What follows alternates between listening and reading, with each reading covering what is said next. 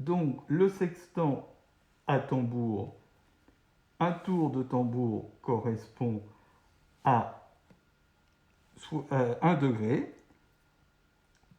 et le limbe est marqué sur 120 degrés, 140 sur ce sextant dont on a augmenté un petit peu la précision et la course du limbe. On a aussi une valeur négative. Pour régler le sextant, on va chercher probablement 1 minute derrière le zéro, je pense. Un petit peu plus d'1 minute. Ouais.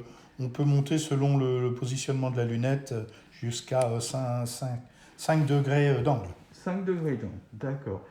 Donc voilà la grande différence, c'est que la facilité de lecture sur le tambour, on lit précisément les minutes et on peut aussi avoir des collimations, c'est-à-dire réglage des miroirs, parallélisme du grand miroir et parallélisme du petit miroir.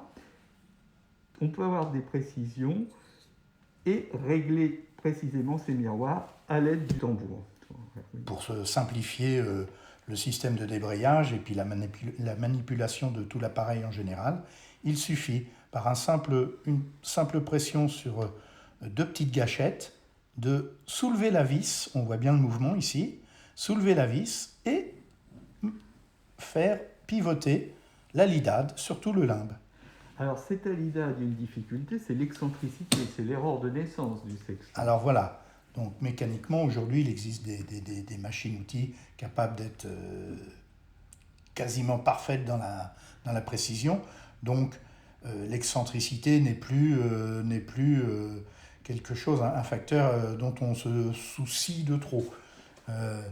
Elle reste là pour pouvoir obtenir une excentricité et pour pouvoir arriver à un résultat absolument parfait, je dirais, puisqu'on peut arriver à avoir des précisions de plus ou moins 10 secondes, même si la Marine nationale tolère un peu plus.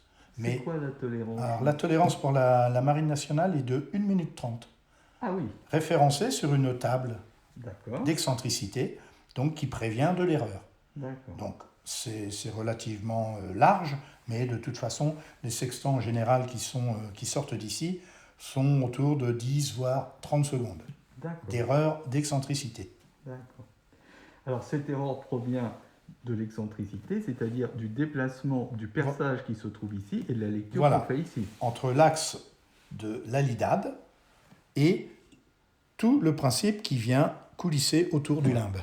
La lecture du degré se faisant dans une fenêtre, voilà.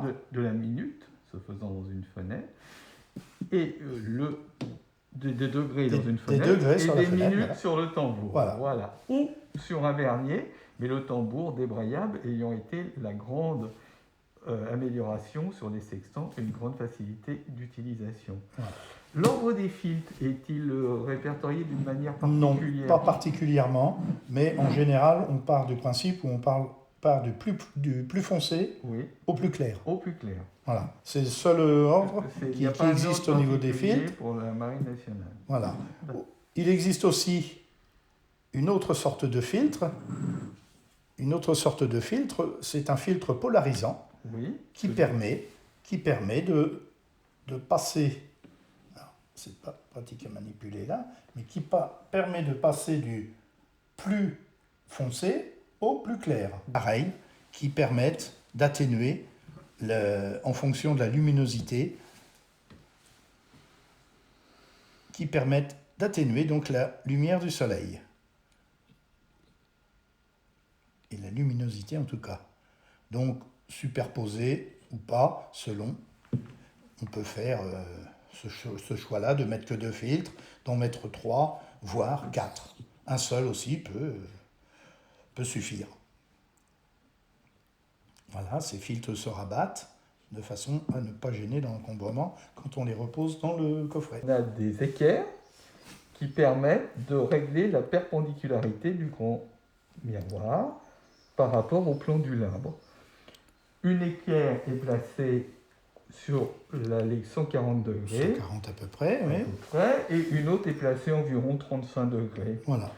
À partir de ce moment-là, on va observer dans le miroir d'index et la réfraction dans le grand miroir. Et on va s'assurer que la bordure des deux équerres est bien parallèle l'une à l'autre. Si elles ne le sont pas, on va jouer sur le miroir, Celui-ci, voilà, qui est réglable, et on va les aligner l'une sur l'autre. pour déterminer sa parfaite perpendicularitité par rapport à cette face. Au plan design. Voilà, on a évidemment enlevé la lunette, et après il ne nous restera plus qu'à régler le miroir d'index perpendiculairement au grand miroir, et ensuite on réglera sur l'horizon, réduira l'erreur ainsi progressivement en jouant d'un miroir à un autre. On verra comment on règle un sextant dans une autre vidéo.